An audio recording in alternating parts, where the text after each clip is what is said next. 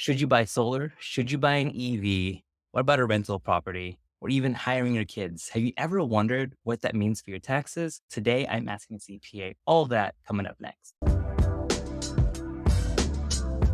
Welcome to Office Hours, a tax podcast by Fujikawa Associates. And we're your hosts. I'm Josh Baldwino, one of Derek's clients. And this is Derek, the managing partner of Fujikawa Associates.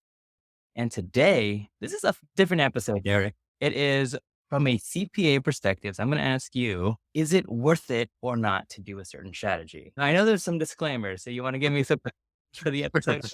Yeah, so I could probably start off every single question with it depends, right? Depends on your situation, but we'll go through assuming that this is something that you're planning to do anyways, or we're going to do. I know one of them is buying solar, right? It doesn't make sense to just buy solar just to get the tax write off. But if you're thinking about it, then yes. So we'll go through it assuming that you're planning on buying or we're looking into buying solar or we're going to buy, and I'll list the questions. So again, just remember that all of these really do depend, but we'll go based on the assumption that you were thinking about doing these things anyways. So yes, if you were thinking about doing any of these, and these are some of the most common questions I'm sure that you get or that I even see on Yes. social media, these are some of the hot topic issues and what the tax implications could be. So let's just jump Sure. right into it. And you Sure. already led with the first one. So buying solar, is it Yeah. worth it? Should I get it for my house? There are some great incentives for purchasing solar. So just last year, they renewed the credit. So it was actually phasing out and they actually not reintroduced it, but brought it back to its original 30% credit. And it doesn't phase out for a few more years now. You get a 30% credit for the cost of a solar system that you put on your roof. And they also added the batteries. So now if you buy the batteries that store the energy, those now do qualify for the credit as well. They did add some qualifications to it, so it has to come up to certain levels. So you can't just get any solar. I think you have to look into it and make sure that it qualifies for the credit. But assuming that it does, you can get that 30% credit on the total cost for the panels themselves and the installation. Wow. Okay. Well, I'm going to share this one with my dad because he wanted to get batteries. Yeah. Nice. Okay. How about buying or leasing a company vehicle? Yes. So if you need the vehicle, then it does make sense. So here's the difference between purchasing and leasing. So if you lease a car, in general, there are some limitations, but in general, you can write off the lease payments. Assuming that this is a business vehicle, you can write off the lease payments monthly. There are some limitations depending on the price of the car and things like that. But in general, you can write off the lease payments. If you purchase the car, depending on the weight of the vehicle, if it's over 6,000 pounds, you could actually write off a majority to maybe even all of the costs of the car in the year that you purchase it. So that could be a big deduction in the year. So that makes it even more favorable to purchase the car if you need it for your business. Does that change if I buy an EV? So an electric vehicle is a separate so the write-offs for the purchase of it don't change if it's within your business. But if say you purchase a personal EV, then it could qualify for up to a $7,500 credit.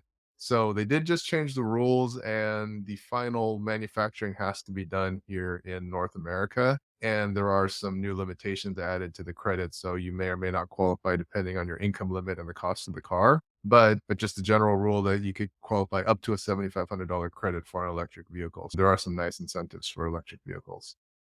Okay. I did not know about that manufacturing one. So that's a good pro tip. Yeah, that eliminated a lot of cars towards the end of last year because only a few of them are actually the final manufacturing is done in North America.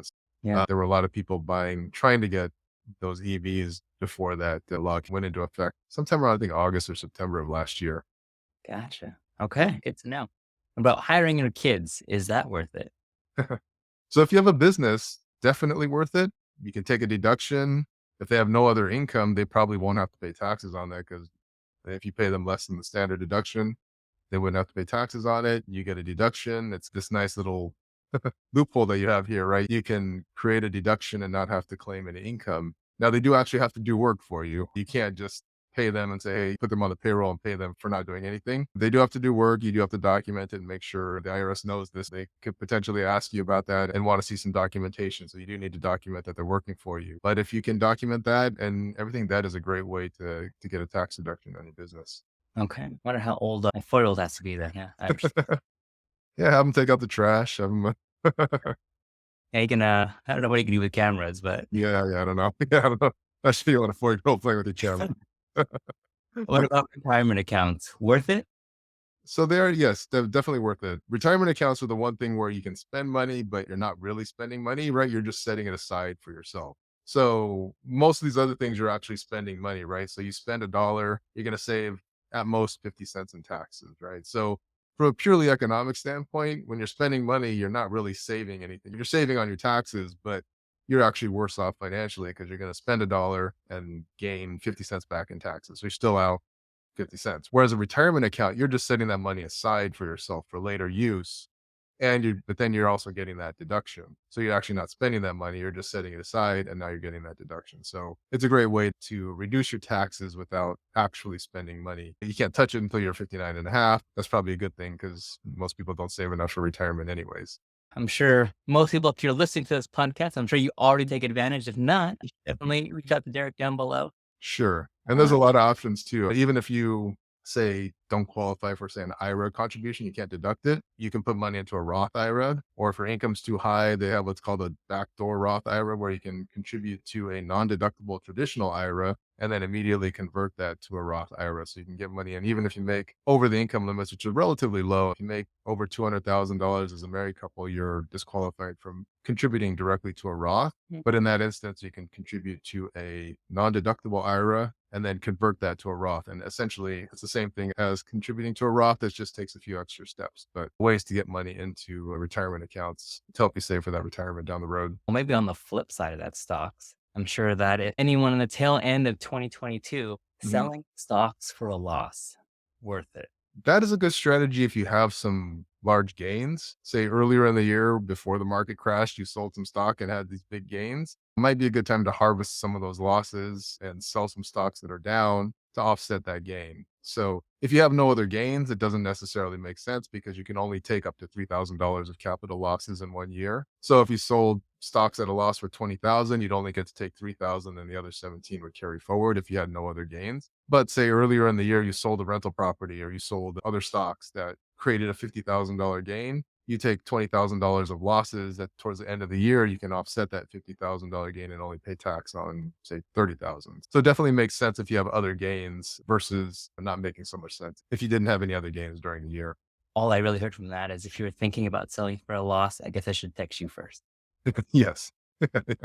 There. Okay. How about this one? Buying a rental property, worth it? That one is not so much a tax question, I would say. It would be more on the economic side. It can be worth it. You want to look at the taxes, but that's more of a secondary consideration. Obviously, you're going to want to run the numbers and make sure that it cash flows, make sure that it's sound investment first, and then you can look at the taxes. So yes, you can most rental properties, if you run the numbers right, can cash flow, but not have any tax consequences with that depreciation. If the numbers work out and it's a good investment, then yes, I would say that's something that would definitely be a great tax strategy because you can have some essentially tax-free income. You can have some tax-free cash flow using that depreciation to offset the taxable income. The quick note I will add on that is that if you're thinking that it's passive and you're buying a rental property, even if you have a property manager, it's probably not as passive as you think.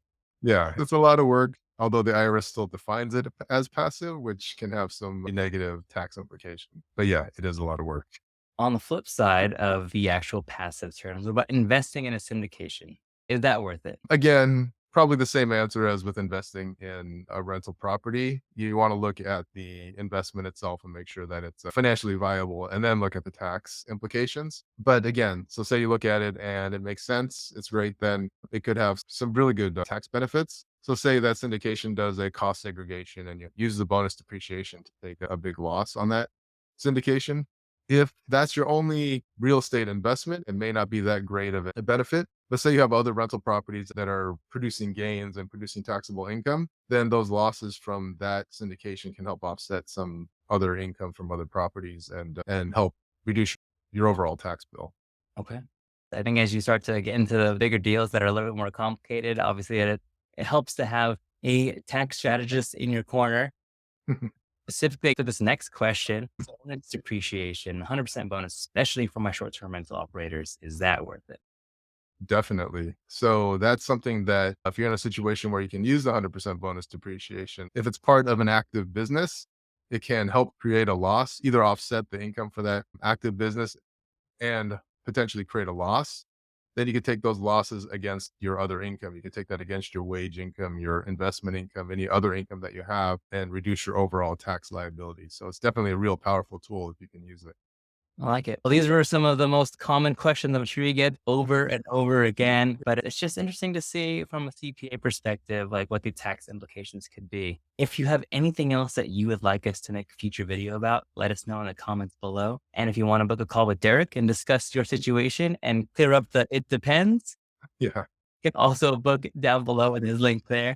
Derek, any other closing notes for our audience today? Really just contact your CPA. If you have any questions, the best thing to do is contact me or your CPA and ask. It doesn't hurt to ask. And there may be some things that you can do that you weren't even aware of. Planning and asking your accountant is always a great, there's always something you should do when any issue comes up. Especially like how the rules change for the EV. I did not know that final Yes. manufacturing phase has to be in the US. So definitely contact your CPA or contact Derek. Any other questions, let us know in the comments below. And then please like and share this if you found this video helpful. And we'll see you all in the next one. Thanks, Derek. All right. Thanks.